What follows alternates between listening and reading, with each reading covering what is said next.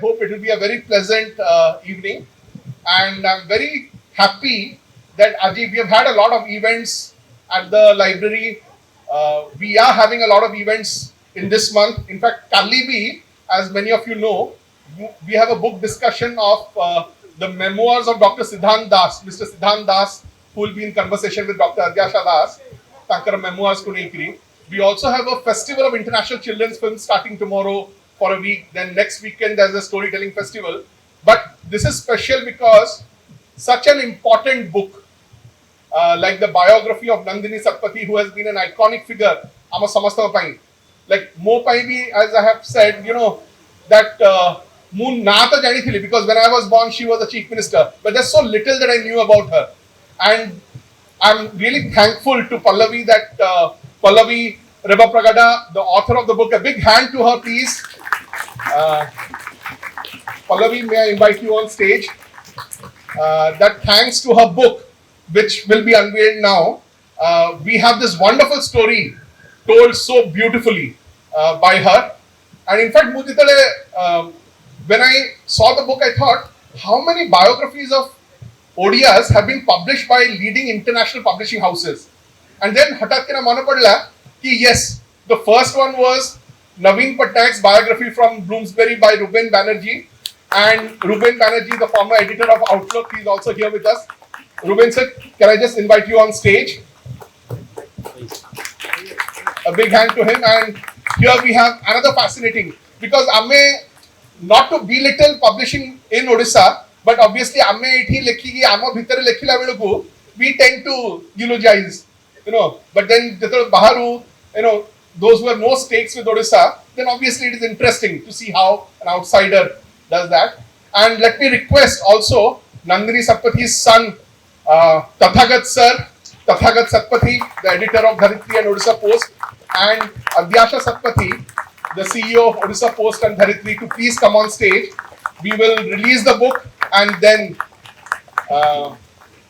the book release is the second part of the function. The first part was the interaction among all of you, which has already started. So please come. And also, we have the great fortune today that we have a classmate of Nandini Satpathy. I mean, we know him in many ways as one of the, for me, as a good friend of my father's and a very eminent educationist that we all looked up to.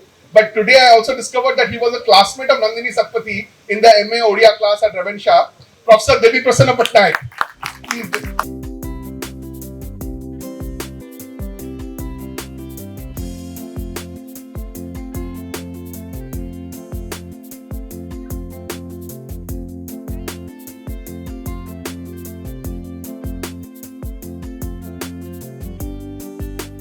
So we'll start.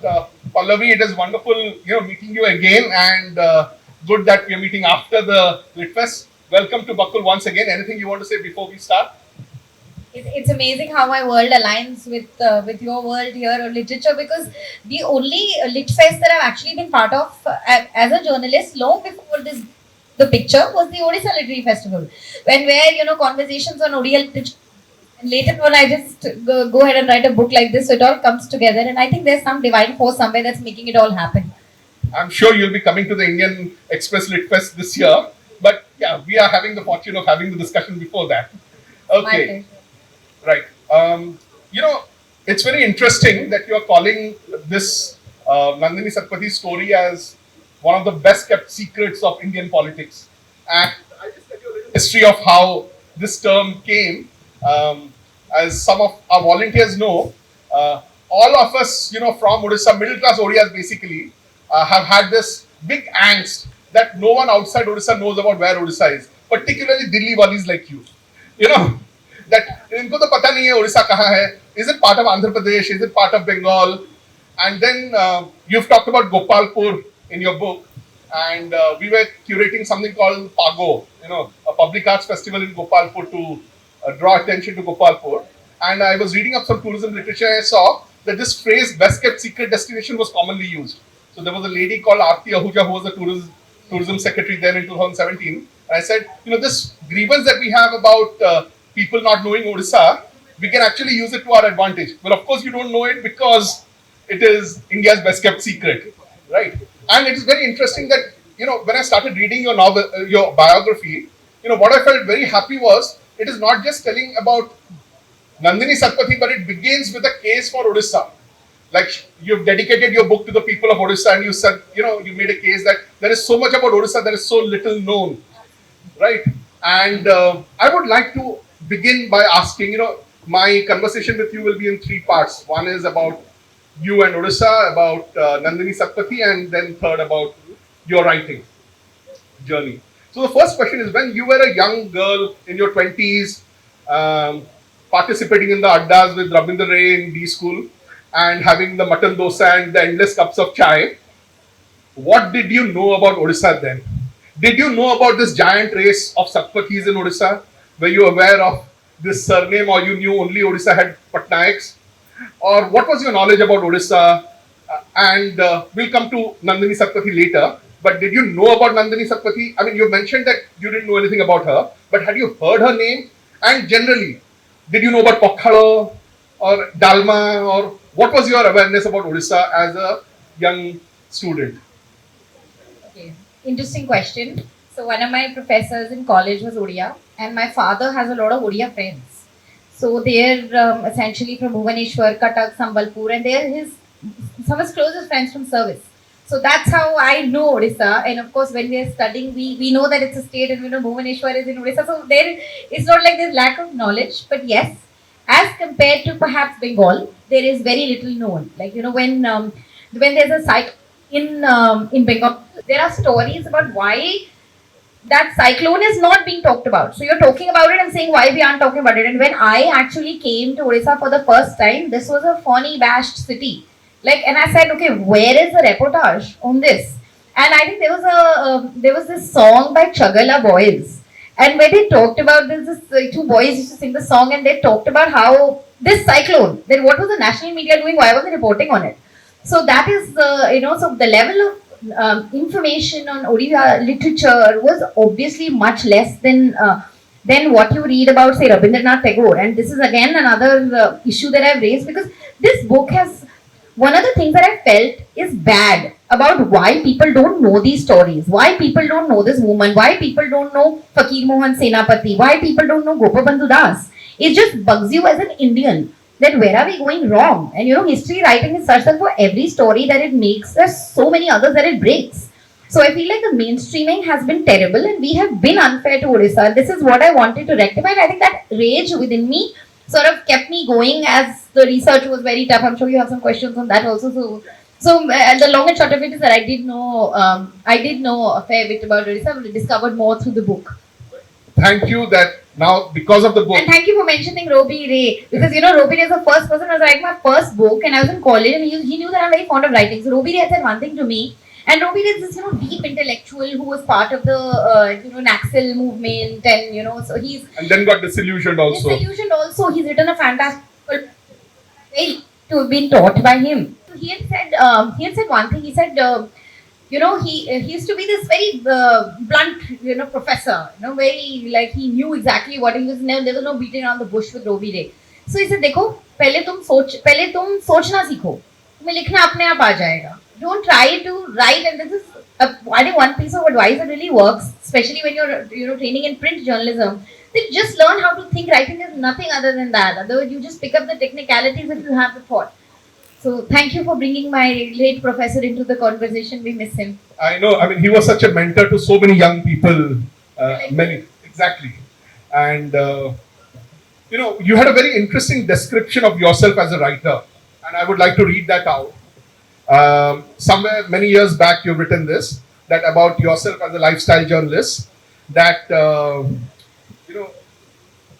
after helping models dress up for shoots, witnessing $1 million watches being made in Geneva, interviewing sheikhs on yachts in Dubai, learning tattoo art in Japan, sitting next to Shah Rukh Khan on a couch, telling Smriti Irani that she's not a Barbie doll. Smriti Irani called her a Barbie doll. And she said, that she's not a Barbie doll. And witnessing a post-mortem, crawling under a train, helping a man identify his dead brother's body, from here to Nandini Satpathy. How did that happen? Right. Just to add to that question, you've of course said that, you got to know about her while digging up on the women's representation in parliament. So could you tell us a bit more about how you discovered Nandini Satpathy? And two, you know, I'm sure what made it move from just a footnoted reference to an actual biography.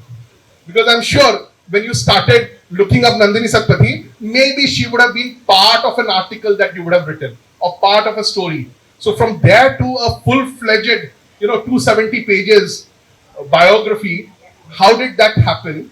And is that when this thing when you got hooked? Was it the point when you also got infatuated with Nandini? She makes a very interesting point in one of her interviews about the distinction between love and infatuation. Love being abusive and infatuation being a better thing. So, about your infatuation with Nandini, your discovery of Nandini. God, I must compliment you on your research. You just like, I have a flashback now of my career in my early days in journalism. But I guess that is what a lot of print journalists and a lot of like journalism is like that. It gives you a lot of experiences of all kinds. And what happens with this new era of journalism is that there is no beat as such, where you have one kind of story that you will keep doing. So because I moved from when I started my career with India Today, I wanted to be at the political desk because I was just I'm this person who likes to read and write. I'll do political writing and stuff. And my former boss said, "Look, we don't have any vacancy there. Why don't you do lifestyle?" I said, "Oh, what is there in lifestyle? I can't do all this. What is all this watches and fashion and all?"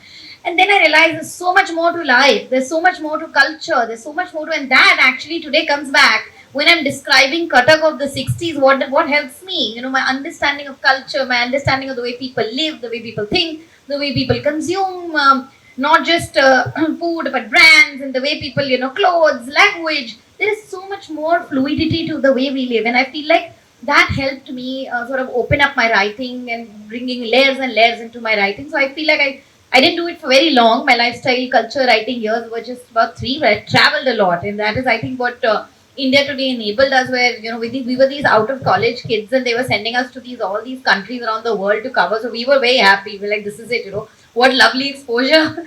So we enjoyed that phase, but, you also outgrow it because you feel like, why am I not writing for change, for, to make people think? And for me, when I'm seeing a social problem, I can't be quiet about it. I want to do something about it. So I started writing on death workers, on issues like maternal health, on issues like drugs, refugees, in fact, Syrian refugees. So there were a lot of interesting stories that I stumbled upon. So I did all of that, and then when I realized that, okay, my stories are being read, but I'm not seeing so much impact, that's when I decided to work within the system. So I gave up journalism and I worked with the government for 3 years to understand how policy is written, to understand where we are going wrong, what we can, how we can better our ways. So I did all of those things. Does that answer your question? Your question was very long. It's good. Good. That's how my sort of journey was. Yes, you talked about Nandini Satpathy. So of course, the first time I ever heard of Nandini Satpathy's name was when I read an obituary written by Khushwant Singh, and I quoted that obituary in the book. And I've not been very kind to Khushwant Singh because I feel like he talked about her, that she had a drink and that she was, not something about her drinking problem, which I thought was very unfair for 2 reasons. A, you have 800 words to write an obituary about a woman who was a chief minister. She was running a nation. She was in the PMO. He was not. Khushwant Singh was not. It was Nandini Satpathy. And you reduce her entire existence to the fact that she had a drink. Like, who are you? You write books on scotch. And you are judging women for their choices. And I feel like even Natwar Singh, for that matter, Natwar Singh said, look, no, he was also a little apprehensive about the fact that, we shouldn't mention drinking as a thing. So I told him one thing. I said, listen, these women are running the nation that's their day job. They can do whatever they want in their after hours. That is none of anybody's business. So I feel like as a woman of this generation, I feel like we have to stand up to men who can write and tell them that, look, if women can run nations, they can run states. She was at the helm of governance here. She was a woman chief minister. You telling her that something was inappropriate about you in a document which is as critical as the obituary, because that really gives you a glimpse into the entire life of a person. So this is how we are unfair to women like Nandini Satpathy, who need to be remembered for all the good they've done throughout their lives. So I feel like this is, and I've also said that if Khushwant Singh was alive, I mean, not that he wasn't a good writer, I'm fond of his books as well, but if he was alive and he read what I had written, he would have had something to say about me as well. So this was, my way of, and I think it made me angry. But then when I was doing that story on, so it was exactly 5 years ago, exactly 5 years, because it was election time, and there was a story on women's reservation for women in BJD and TMC and how they're offering reservation, and that's when I really came across her story. That when it sort of came as a flashback, and I said, okay, why don't people know more about her? And then it bugged me. And then I was having a conversation with Tathagaji over here. And the only one piece of advice he gave me was, look, if you want to attempt a biography, please do it right now, because this is a generation that we are losing rapidly. Because these are people who were sort of young during the emergency. And now they're, in their late 80s and 90s. And thank God for their advice, because we've lost like close to 10 people that we've quoted to COVID. So it was, if we didn't, hop onto the last bus, we would have like sort of missed this. So, great thanks to him for pushing me to do this. But that's how I. So should we thank Khushwant Singh also that he kind of provoked you, made you angry to want to write that story? Yes, of course. But the biography, I mean, of course, Tathagaji suggested, but what is it that you discovered about Nandini Satpathy that made you feel that, yes, this has to be a biography. This cannot just be a story in an anthology or a part of an article. So I'll tell you what, it happens organically. You like a story, you read like I had read one Wikipedia page, and there's one case, Nandini Satpathy versus P.L. Dani, which a lot of lawyers know and law students know her name, but law students also don't know the woman behind that name. So I feel like when I researched, I found the content very interesting. I said, okay, let me explore. Then, as I spoke to people and they told me stories like she pulled the Union Jack down, she was in a lathi charge when she was pregnant, she was Indira Gandhi's friend, both of them were in Sambalpuri saris, she opposed the emergency, a lot of good policies like the land reforms, brilliant land reforms introduced during her era. Kendu leaf mafia, which woman will take on the Kendu leaf mafia as effortlessly and gracefully as Nandini Satpathy, and we're not even remembering that. So I feel like there is so much. Now you see why I was so angry at Khushwant Singh, because I said, oh my God, how do you sort of escape all this and write some garbage about such an amazing woman who needs to not just be remembered but honored? And I think that is our way of not merely respecting Nandini Satpathy but also Odisha and the contributions Odisha has made. Who was Nandini Satpathy? Somebody enabled by the state of Odisha, somebody birthed by the state of Odisha. So there was one incident which I'd like to quote, and I've quoted it earlier the day as well, that I met one of her juniors who she had brought into the Congress. It's a lady called Vijay Lakshmi Sahu, and I'd gone to her house in Cuttack. I think that's also in 2019, and she was crying when I was interviewing her. So I was just pretty new into the. I said, why are you crying? And I was just also trying to console her. She said, darling, do you understand? I'm telling you a story from 50 years ago, from when I was in my 20s. And 50 years ago, girls in Cuttack are campaigning for the Congress party on the streets and sticking political posters. You see how progressive my state is and how the stories from this progressive state need to be told. So I feel like that is what, sort of gave me that is why I kept going, and I said, no, I have to do this. Very interesting. Thankfully, thanks to all of them. For me, I often describe myself as inspired by Salman Rushdie, as he was Midnight's child, so I was Emergency's child, born during the emergency. But Nandini Satpathy was the chief minister. Then there's so little that I knew, and for me, actually, while reading this biography, I was actually discovering so many interesting things about. She was there. I mean, she was there, but I knew very little about her. I knew that she was a very important figure, very inspiring, of course, for a woman to be chief minister. But the stories of the Union Jack pulling down or being arrested as a school-going girl, or later, the Bangladesh war and her role there. I mean, that was something I didn't know at all. And of course, about the emergency. Could you just maybe, for the audience here, and you say that for you, and when you have written this biography, It is not a biography you've written for people in Odisha. This is a story you think every Indian needs to know. Anyone interested in Indian politics, Indian history needs to know. Not, I mean, her story is an international story, not just a story that should be limited to people within Odisha. Yes. So, for people outside Odisha, could you just expand a little more about this amazing personality that you wanted to tell about, starting from her childhood to later on, particularly from a sense of, why, something that I was thinking about when I was reading this biography. We had a session here many years back. There is a social media platform called, I don't know how many of you know, called the Mighty Girl, a Mighty Girl. So the curators of this page basically recommend books and other material for parents who want their girls to grow up mighty, not reading up about princesses who are waiting for the Prince Charming to rescue them. And I thought this is such a story of a mighty girl, which if we want our girls to grow up, inspired as mighty girls. So please tell us more about this mighty girl, Nandini Satpathy, and the interesting things about her. So Nandini Satpathy went to Rajya Sabha fairly early in life. She was just 31. And but when she went to Rajya Sabha, there was already a long history of activism behind her because she started very early. She was, of course, she came from a family of writers, of communists. Her uncle Bhagwati Charan Panigrahi, her father Kalindi Charan Panigrahi. They contributed a lot, and there was a lot of discussion around social justice, around social welfare, around communism, around all of these subjects in her house. And now her father, like this is a question which I also had in my mind that back in the day, your little girl is saying she wants to go to politics, and somebody is enabling that for her. They're letting her do it. Like, okay, fine, like we trust you, go ahead and do it. So I feel like it's a very inspiring story of like how to like keep that fire alive in little girls. Let them fight, let them go ahead, like let them just do what they have to change the world. And otherwise, I feel like we like I'm glad that you said it. It's not just for little girls in Odisha. It's for little girls everywhere around the world. Like this was somebody as a 12-year-old. She has copies of Nua Dunia. She's distributing it and she's reading communist literature as a very young girl. And she's taken to a certain subject and then she keeps going forward in that.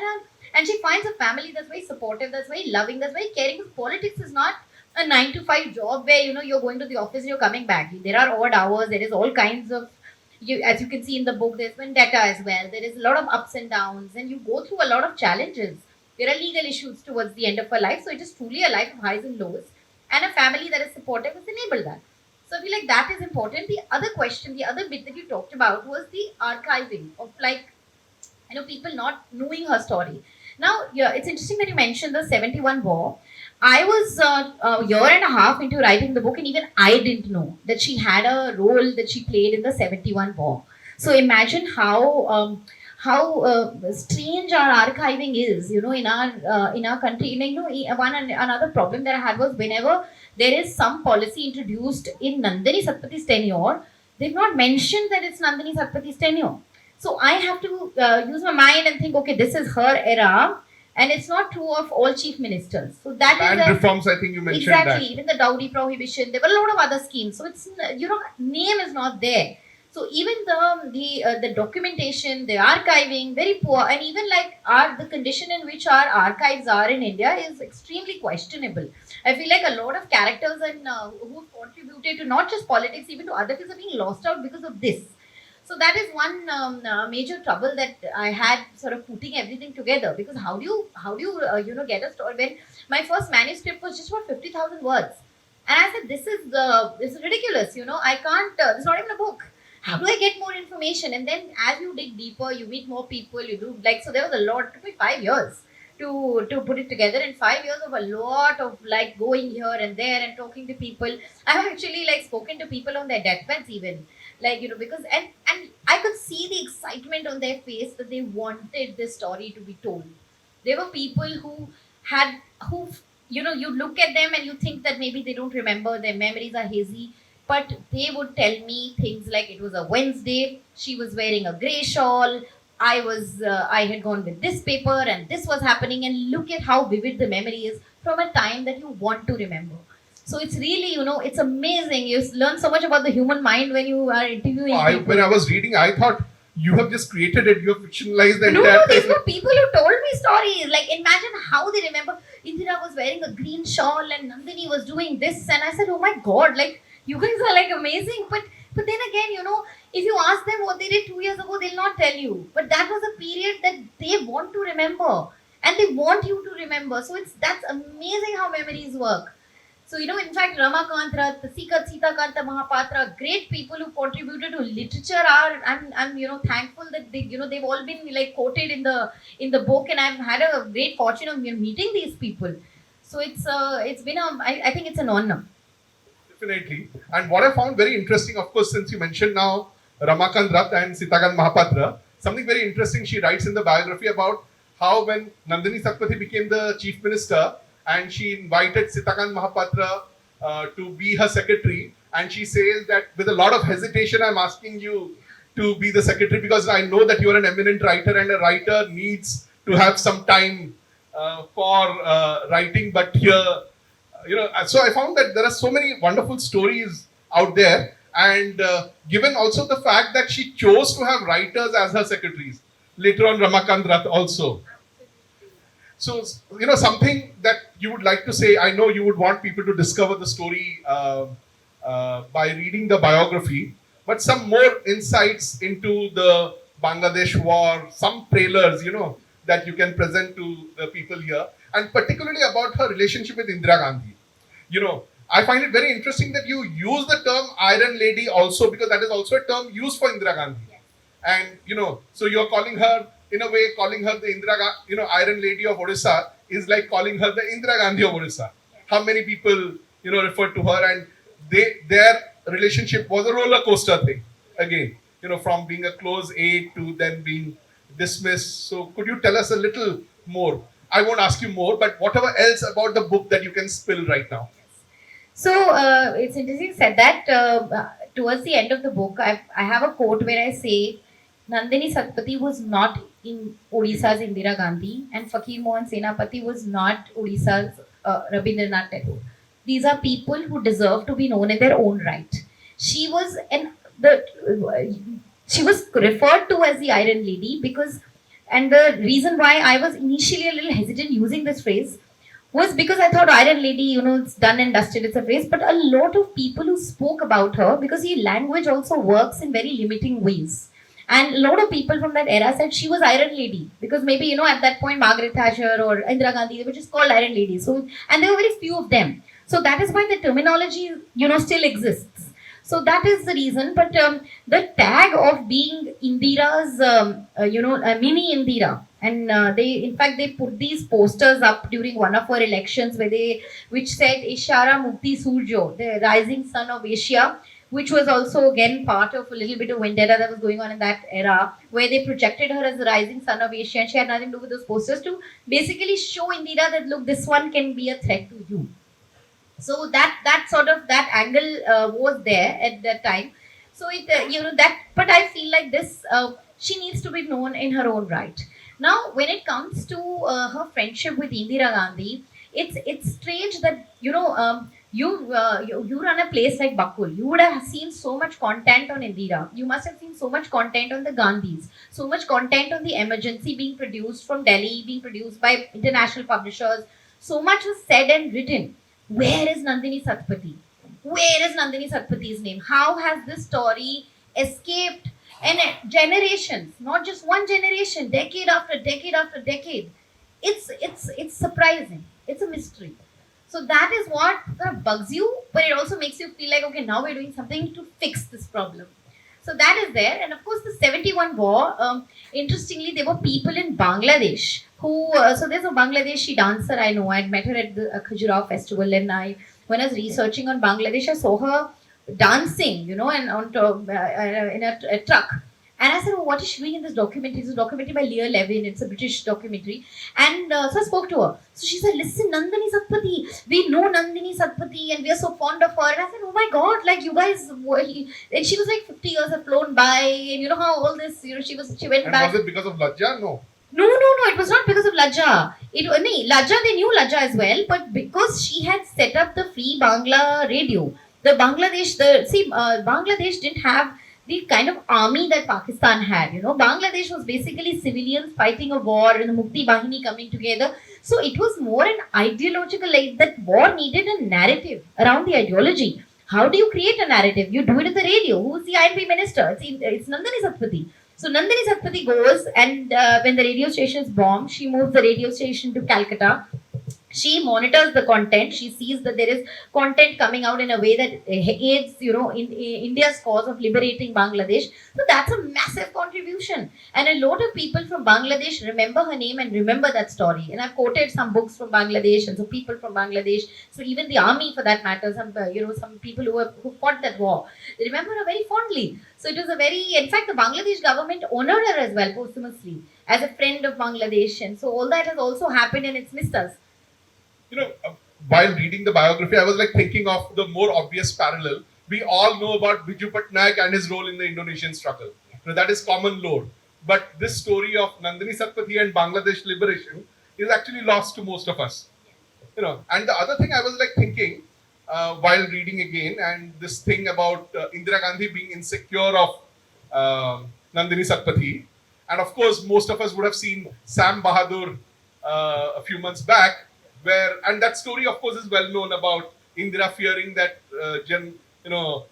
Manekshaw would overthrow her. So from your research, did you see a connection like that probably Indira Gandhi was at that stage, it was similar, right? Post Bangladesh war, was in a very insecure stage where she was insecure about Sam Manekshaw and she was insecure about Nandini Satpathy? So I feel like a lot of the way history is being documented today is in binaries of good and bad, binaries of black and white. History doesn't work like that. It's not like Indira will sit and say, oh, Nandini will come and topple me. It's not like that. There's always a cadre that you have. There are always people associated with a person. It's more fluid. And now having seen political systems very closely, I feel like we must understand and go back in that time and see that things don't work the way they work in a movie. That it's not a conspiracy theory. The other day somebody was asking me this question: was Nandini against Biju Patnaik, and have you written against Biju? I said, who am I to write anything about Biju Patnaik? He's a great man. He's an icon. He's somebody people look up to in a state. He's done massive things. So I feel like even as biographers, there is not so much liberty and not so much arrogance that you can have when you're documenting history. There has to be humility in which you're talking about leaders, in which you're talking about, and what happens is that we're trying to create scandal and controversy and that sort of takes away from just the way Khushwant Singh took away, it just takes away from the contributions that trivializing it. Here, we'll object to the fact that somebody else is being made the chief minister because there's only one post of a CM and there's only so many chances you get to be the CM. So there is a lot of emotions and passions are very heightened when you're in a political spectrum. So I feel like that needs to be very sensitively told and not like, why has Nandini risen and now she'll become the Iron Lady and I was the Iron Lady. Well, they're not teenagers in school where, they're fighting for some, Miss India contest or some, I don't know. Student of the year. Student of the year. But sadly, we are trying to reduce history to student of the year, dynamics. It doesn't work like that. Yeah. So just a point here. I was trying to get her to spill more about Nandini Satpathy's biography, but she is very clever. She wants you to read the book and then probably get back to her. But there'll be some more. But there is a lot. I mean, I can do a terrific job of selling the book. I wrote it. But she was friends with Meena Kumari. She was friends with Raj Kapoor. She was friends with Nargis. She was also, there are a lot of anecdotes about how they were making all these movies around Russia where Raj Kapoor was there. And this was all by design. So she was part of that. So there is a lot of glamour in the book. There is a lot of, interestingly, very few people know this, that she actually flew to Paris to be featured in Vogue. Wow. Yes, she flew to Paris to be featured in Vogue. So imagine if somebody gives you this kind of content, you're like, wow. Like I was at one wow, like every 5 days. So that's how exciting it was.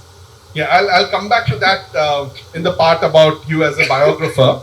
But a couple of last questions in this section. When I sent out the invite to people, and I wrote that, for me it was interesting to discover how she opposed the emergency even though she was a Congress chief minister.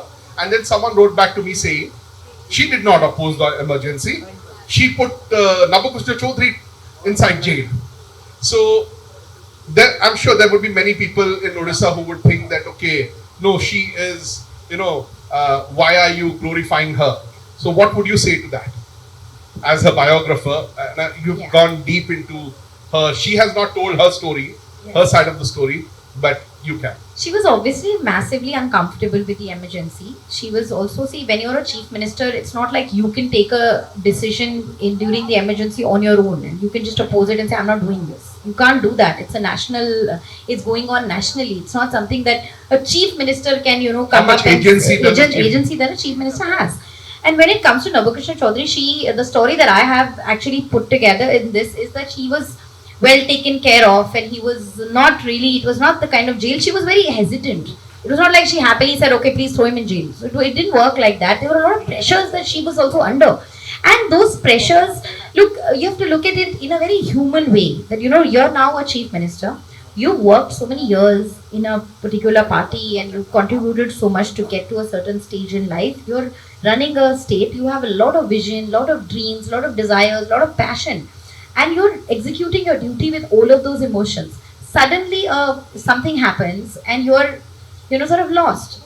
But she didn't implement the emergency the way other states did, because if you see the Shah Commission's report, the number of arrests that happened in Odisha, far lesser. Mass arrests. And like it was, I'm not saying that she, if she would have opposed it, she would have been out of power immediately the next day. So in politics, like I said, it's not a binary of like, you don't just get up with spontaneity and say, okay, today I'll do this or tomorrow I'll do that. She took time. She did not implement it the way it should. Indira would have wanted her to, or the central command would have wanted her to.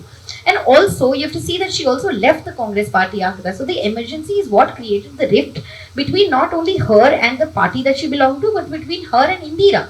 So then Congress for Democracy happens, and then her downfall also happens. So if something becomes the reason for you moving away from a party, from a system, and moving away from, and also into a life of problems, that means you actually opposed it and you actually did not want to do something. So what I have tried to do essentially in this book is give a very human lens to the whole story, that how she must have lived it, how she must have felt, those years. She must have had so many pressures of her own. In fact, that is something good that you mentioned it, because that was exactly what I was coming to. In Odisha, and please, my apologies for this, but a lot of biographies that we write in our state end up being like hagiographies. Just glorifying without really looking at a person, wants and all. Humanizing the person, so if I would imagine a biography being written here and getting published, the chances are more that she would be a superhero and not a human being. So could you tell us a bit about, we have talked about the glorious side to her. One, the first part is, were there more unfair accusations? You began with one unfair accusation by Khushwant Singh. Were there other unfair accusations against Nandini Satpathy that you would like to respond to, that you came across, and in the course of your discovery, in the course of writing the story, you found that no, that's very unfair to her, that's very patriarchal or whatever,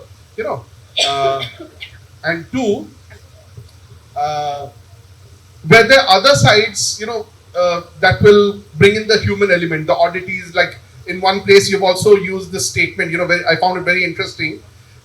You said that I want to unclothe layers of social and cultural conditioning to expose the naked mind, the free mind, and all its quirks. So tell us a bit about quirks of Nandini Satpathy, the oddities and any weaknesses that you found. So, like you said, problems that she faced, a lot of problems. See, we are a patriarchal society. Our systems are patriarchal and our politics is patriarchal.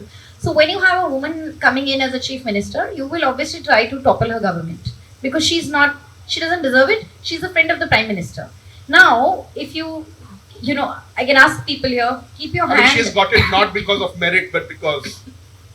Keep your hand on your heart and tell me 5 good things about Mayawati, 5 good things about Smriti Irani, 5 good things about Mamta Banerjee. There are a lot of, when we talk about women politicians, people don't want to praise them for the work that they've done. This is a problem. This is a function of our patriarchal society. This is who we are as a nation. So I feel like there is a lot of like, even when she came to power, in fact, I have a section called One Woman versus Many Men, where the Pragati Dal was formed and they were trying to topple her government, and they did, and then the president's rule and all of those, the aspect where her tenure was extremely turbulent because there was vendetta. Like there was vendetta within the party. Your enemies are within the party. There's only one big party, and that's sort of aligning and breaking away, joining. All of that is happening. So I feel like a lot of so there was one, gentleman who I have also quoted in the book saying a lot of men who were maligning her character even, or maligning her work, or you're like reducing her to just, somebody who's just come as a friend of a central minister or a prime minister. They're not understanding that this is a daughter of their state. They could have really been different about this, pushed her. Imagine what it would have done for women in Odisha for decades and decades after that. Imagine if Nandini Satpathy was as well documented as some of your other chief ministers. Imagine what it would have done. These things play a very big role. And he actually said this, and it opened my eyes saying, if you're talking about a woman not so kindly, so he was, I wouldn't like to mention the name of the person he was referring to. He said she was his daughter's age. There was some 15-year age gap. Like, why are you, you should just look at her and say, good, yeah, some woman has come up through student activism. She has a rich history of being a freedom fighter, an activist, a human rights activist, and so pure in intent. And she was also well-read and reading and writing, and she also represents a very progressive culture. And that is inspiring, but you wouldn't do that because you're patriarchal, so you would rather say bad things about her and ensure that her story doesn't come out. So that is one thing that I found truly depressing. While reading the biography also, I thought, for one phrase that came to my mind was she much ahead of her time? And then I thought, that's a very unfair expression in itself, because, I mean, if you're saying she's ahead of her time, that means you're saying that the current is better, and that you're kind of justifying the present at that time. I think with Nandini Satpathy, she was way ahead of this time also. So she was ahead of this time as well. I don't see anything happening, anything on, any level of, I don't see any of the Nandini Satpathy anywhere. So I feel like this woman is not just a daughter of Odisha, she's a daughter of India. And if India doesn't remember these daughters, then India is not doing justice to any beti, for any, we talk about Beti Padhao, Beti Bachao. There are so many schemes around women. Like, honor her with naming one scheme after her. Honor her with naming, I'm not saying name an airport after her, but name something after her. Bring her back into the narrative, bring her back into the discourse. We owe this to the women of this country. We really owe this. And we owe this to Odisha. Thank you so much for, making us feel less guilty by writing this biography. I was also erasing my own guilt. And I think we discussed the concept of guilt this morning where, how did we miss this? How did we miss this icon, and why didn't we bring her back earlier? And in fact, she gave a brilliant idea that we should all push for some huge blockbuster movie coming out on Nandini Satpathy. As a state, we should. Quoting Panchami Manokil, who had a conversation with her a little while ago. Her idea, and also mine, and also all of us, because it'll really that will really insert her in people's memories, especially. And this is what I said in one of the earlier interviews that I earlier this week, that she should be known to Gen Z. She was very Gen Z. We have a lot of Gen Z people there at the back. Gen Z will love the story. People of older generations know the story, but I think Gen Z will appreciate the story because this is literally something that will appeal to them. It has a war, it has Bollywood, it has politics, it has everything under the sun. Scandal. Not so much, because I've written a very. There was actually not much scandal as such, if I would have found something scandalous, I would have done something about it. So there was not much scandal or any, and I've not really taken down anybody's efforts and said, okay, this one was doing this and this one was doing that. In fact, a lot of people write so much against Sanjay Gandhi during the emergency. A lot of people say, oh, he was the one who did okay, sure, he made a lot of reckless decisions.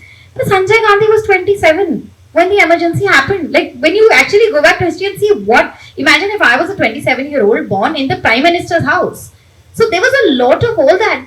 And also, there was something that I found very bizarre was about Tathagat Satpathy's diary, which was a very, that was, in fact, if you're asking me for scandal, that was one scandalous thing that I did come across. And actually, when you go deeper into that story, you realize that this was a minor. He was a minor at that, and this is a personal diary. Imagine if somebody comes into my bedroom, even if it's a central investigation agency, comes into my bedroom, takes my diary, and I'm a 14-year-old, and some newspaper is putting it on the cover and publishing it. How? I mean, what is wrong with us as a nation? It is so questionable. And look at the way these checks, there are no checks and balances in the press whatsoever. And look at the way we have gotten away with so much. What is the muck. sensitivity with which we are looking at children? When we are looking at children, I mean, just because his mother happens to be a political person, I'm sorry, you have no right to take his diary and that to a personal document. I can write anything I want in my personal document. I can write that the earth is flat. And I don't want people to judge it, because you know what people write in their diaries? They write for my eyes only. That is what diaries are meant to be. And you're literally flashing it on a cover of on a pages of newspapers and in the name of vendetta. So I feel like perhaps this book will bring a lot of closure to all the wrongs and will, make us rethink where we are as a society. Thank you so much. But that, whatever you said now brings me to something that I wanted to ask. In your earlier life as a lifestyle journalist, you've said that your job was to convert glamour into literature. Yeah. Was there an attempt to convert literature glamorous here? I mean, the way you're speaking about it sounds like, was there, do you think subconsciously you were also glamorizing the story? So I think first of all, I wrote this as an independent researcher. Nobody commissioned this book. Nobody influenced this book. It was all me and the research. So it's a very honest book in that sense. I've tried to put out a very authentic version of it.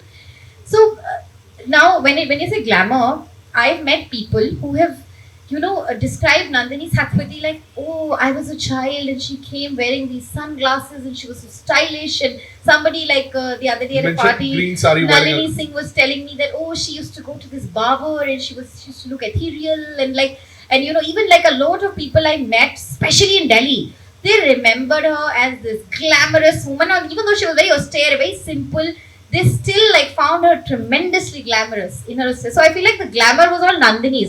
I didn't have to add any glamour at all. So story already had. It was such an interesting story. It was such an interesting story. It already had all the makings of a blockbuster. I didn't have to do much. I just have But to. I'll tell you one more thing here. While I was reading her biography, it was very evocative. It was very descriptive. It was like a film. In fact, this picture is so glamorous of her coming out of the state plane. With this, this was not, there's no glamour or there's no Photoshop or any face app or any beauty plus or whatever those apps are added to this. It's just a very genuine picture of who she is. And look at how stunning she's looking in this. So I think everyone would like you to read out some excerpts from the biography, because I found it very, very descriptive. If I'm not a filmmaker, but I could imagine, I could actually visualize the entire thing as you were, when things were happening, what was happening, very evocative, very descriptive, and very poetic, of course. So, any small excerpt that you would like to read out? Rather than reading out, I'll tell you some technique that I used in the book. For instance, when I was recreating the 70s, now I'm not from the 70s. I don't know what Cuttack in the 60s was like. I'm not even from Cuttack. So it was a very difficult period when you don't want to be inauthentic in your writing. You don't want to, forcibly say they were making dalma because dalma exists. So maybe they were not. Maybe that was a year where nobody ate dalma. So, so that is a very challenging thing to do. So I watched a lot of movies from that era. I watched a lot of Satyajit Ray movies. I watched a lot of Bollywood films. I watched a lot of Odia films also. So it was very let me go back into the era, see how the houses were, see what these people ate, how they wrote. There was a lot of literary, there was a literary revolution being led by women who were writing and who were, they looked like they are, very doing their, fulfilling their domestic duties and doing all of that. At the same time, producing great literary, content. So all that was also going on. So for me, documenting that era was very interesting. So I used a lot of cinematic references where, on one side, the song, Dam Maro Dam is being shot in 71 and these airplanes are going and there are these raids that are happening. So the movies and Bollywood really helped me visualize that period. And I brought in a lot of cinema, music, In fact, I feel that the movie Andhi, penned by Gulzar, is somewhat Nandini Satpathi's story. It's not Indira's story. Although That was Suchitra true, Singh yeah. does have a streak, so it looks like, so people thought it's her. But I feel like it's exactly what happened in Cuttack during the election. So it is Nandini Satpathi's story. So what he But couldn't no one say, has written that, right? no one has written that. He Was was any- asked Because about when I it. read, I was like surprised that was So- it really, because everyone thought it was Indira Gandhi's story. So a lot of people believe it is Nandini Satpathi's story.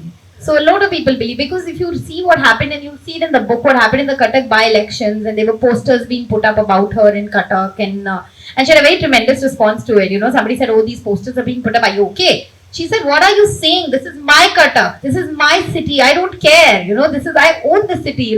This is my people." So this is the level of confidence and the level of the sort of personality that she was. So, interestingly, one more point that I think gets missed out here is that a lot of archiving in India, like, so one of my very close friends was at, and I mentioned this earlier in the day as well, he was at Princeton when I was writing this book, and I said, "Listen, I need data on Nandini Satpathy, I'm finding it very difficult." He sent me a lot of New York Times articles, because New York Times and a lot of international press was reporting on Indira very aggressively during those days. And Indira was a very international figure, like Nehru was a very international figure, as was she. So Nandini got covered a lot because of that. And because she was right there in the center, and they were very close, so they were always together, in these things. And INB, so you have access to all the press everywhere in the world. So she was getting, there was a lot of coverage there, which actually helped me understand what was going on. Because there are two aspects to it. One is her time at the center, one is her time at the state. So there's different kind of reporting that has happened. In fact, it was much easier to find stuff at the center than in the state. Thank you so much.